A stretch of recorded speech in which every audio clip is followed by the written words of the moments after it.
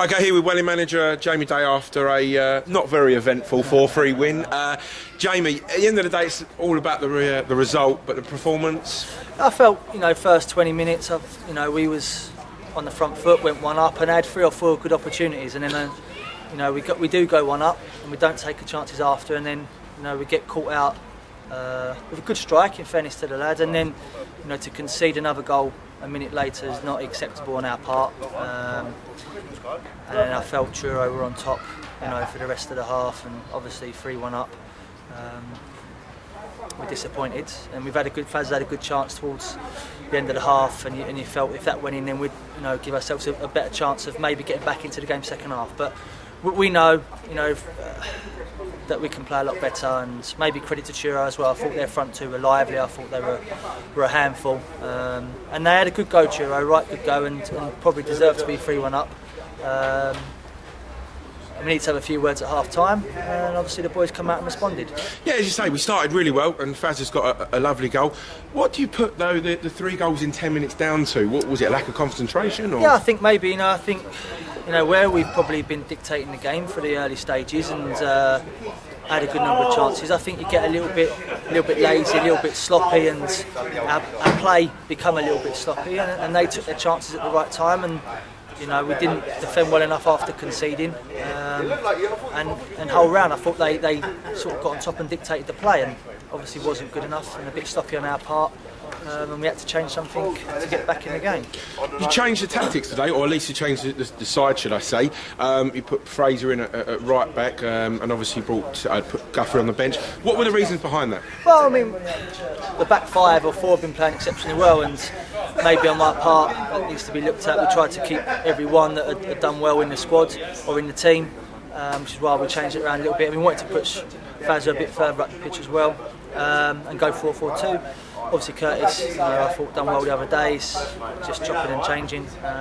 Maybe we probably didn't get it right today at times, and that obviously needs to be looked at, and perhaps needs to be a little bit more ruthless of who plays and not chop and change too many people around. But again, we've got away with it, so there's a lot of positives today, but there's negatives that need to be looked at and worked on, and obviously we'll do that and take it into next week. So we're 3-1 down at half time. What do you and the management side say to the players? Well, I think it's one of them. We don't need to shout and scream. I think the boys know that it wasn't good enough, and we needed to stay positive. And we felt that, if we kept going, showed a bit of character to get back into it and get a goal, then hopefully we could go on and try and get a draw. We were trying to get back into the game, and a point at that stage we'd have took it. And fair play to the boys, they've knuckled down, and again probably not played as well as we have done in recent weeks, but they kept going for 90 minutes, and that's all you can ask for when you're not playing well, is that the boys keep sticking in there and they keep having a go and they keep battling, and the run that you're on, sometimes you get a little bit of luck, and maybe we've got that today, but credit to the boys that they've dug in and kept going. So the controversial point of the game was our second goal, penalty awarded for Welling. I think Truro have already requested a DVD of the penalty incident. What was your take on it? Yeah, obviously I'm good 30-40 yards away. I felt probably that Kiernan was fouled. I'm not sure if he'd give it for Kiernan's one or for the one that was after that. I didn't see the second one, so if it wasn't, then obviously, like I say, we've got a little bit of luck that goes your way when you're winning. I felt that the first one was probably a foul, but obviously I'm standing a good 40 yards away, and it's difficult for me to comment unless I'm right up close.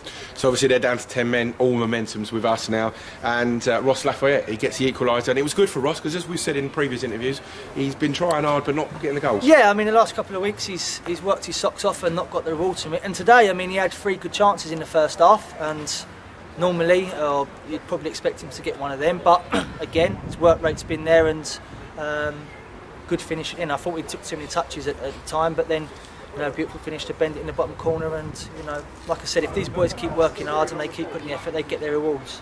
And it mustn't be forgotten that we nearly lost it as well, because at 3-3 Sam Mott has pulled off an excellent save. Yeah, Motty, fantastic, and not just that one save, there's probably a couple of other saves in the game that he's pulled off, and at times we've had a go at him, and a couple of goals, he said himself, could have done better, and today I felt that he kept us in it right at the death when we got back into the game, and great save, and again, another one that's been excellent in the last couple of months and really stepped up to the plate, and obviously, you know, we want to keep that going.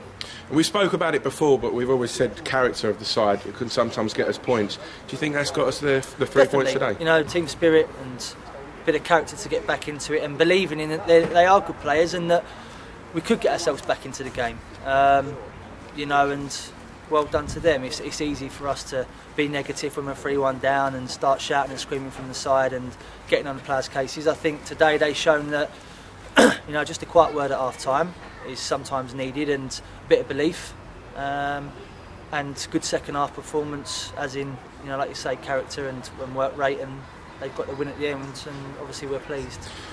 Midway through the second half, you made a triple substitution, not often seen in football. Was that a sign of how unhappy you were, or was it just changing tactics? Yeah, I mean, I just felt at that time it was 3-1. Obviously, we got the penalties, we was going to make the subs, and I just felt that we'd come a little bit predictable and that we didn't really look a threat. So we needed to change it, and sometimes you get them right, sometimes you don't. And we just felt that 3 new faces freshened it up, and 3 different players to play against, and it worked in our favour. Yeah, agreed, yeah. Do you see these results as almost a bit of a wake-up call, a bit of, you know, sort of that teams will come here and they'll give it their all? Well, I think it just puts everyone a little reminder that we are on a good run and so we want to keep it going, but at the same time teams are going to come here and make it very difficult for us, and this where we don't expect to win every week, and the fans can't expect us to win every week, and there's going to be times where we don't play well, and there's going to be times where we get beat and it doesn't go our way, and we just got to stay positive. And if we do that, and things like this happen today, we get ourselves back into the game. And there's other times where we're going to get beat, and we've got to be positive to get back on and get that run going again. So I think it just puts everyone in the picture, just to not get carried away. There's a long season ahead of us, and we're pleased with where we are, but we need to realise that it's only going to get harder.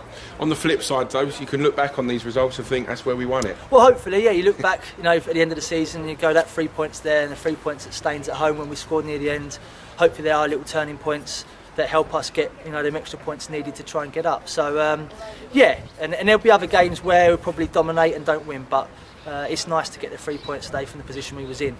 Update on the squad. You weren't in the squad yourself today. Any particular reason for that? No, I just felt that, you know, Clarkie come on the other day and done really well, and Kinchy's been excellent when he's come on. So, you know, I am the manager, but at the same time, I have to be fair, as the same as every other player. And if players are playing well, then they stay in the team, and I have to wait and be patient. And you know, there's a lot of games coming up, so it's just me happily sitting on the side if we're winning, and if not, and a bit of experience is needed, then I'll come back in and I'll keep myself ticking over.